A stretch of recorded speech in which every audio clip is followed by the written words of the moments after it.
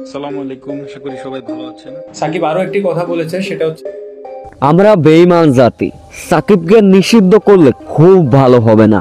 এবার সাকিব নিষিদ্ধ প্রসঙ্গ নিয়ে মুখ খুললেন তামিম, মুশফিকুর রহিম, মাহমুদুল্লাহ রিয়াদের পর পঞ্চ পাণ্ডবের দাতা মাশরাফি বিন মুর্তজা আসিফ মাহমুদকে উদ্দেশ্য করে একই মন্তব্য করলেন তিনি।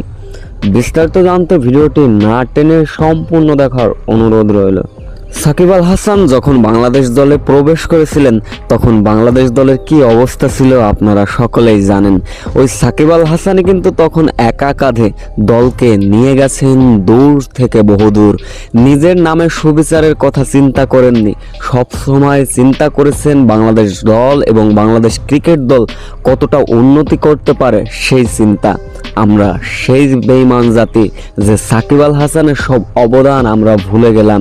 এই সাকিব আল হাসানের কারণেই আমরা বিশ্ব দরবারে বলতে পারি, হ্যাঁ আমরা বাংলাদেশি, আমাদের একজন সাকিব আল হাসান আছেন, যিনি কিনা বাংলাদেশের নামটাকে উজ্জ্বল করেছেন। তার নামে এখন কত প্রতিবাদ। রাজনৈতিক ক্যারিয়ার মাত্র 6 মাস, তারই মাঝে কেটে গিয়েছিল 5টা মাস দেশের বাইরে, তাই কত কিছু ঘটলো তার নামে। কিন্তু এর মূলত সূত্রপাত ছিল কিছুদিন আগে সাকিব আল হাসান নিজের ভেরিফাই ফেসবুক পেজে স্বৈরাচার সরকার শেখ হাসিনাকে উদ্দেশ্য করে লিখেছিলেন শুভ জন্মদিন আপা। ব্যাস, এতে করে বিষয়টা খুব গুরুত্বভাবে নিয়েছেন বাংলাদেশ ক্রীড়া উপদেষ্টা থেকে সকল ক্রীড়াবিদরা এবং বাংলাদেশ রাজনৈতিক দলরা। সাকিব আল হাসানকে আর দেশে ফিরতে দিবেন না। কেন স্বৈরাচার সরকারকে জন্মদিনের শুভেচ্ছা দিলেন? এ বিষয়ে ক্রীড়া উপদেষ্টা আসিফ মাহমুদ জানিয়েছিলেন যে সাকিব আল হাসানকে আর বাংলাদেশের জার্সি গায়ে কখনো মাঠে নামতে দিব না, এমনকি তাকে দেশেও ফিরে আসতে দিব না। ব্যাস, এরপরে সাকিব আল হাসান নিজের ভেরিফাই ফেসবুক পেজে বলেছিলেন, যাক, কেউ তো স্বীকার করলেন যে তার কারণে আমি দেশে ফিরতে পারছি না, বাংলাদেশ ক্রিকেটটাকে মিস করছি বা খেলতে পারছি না।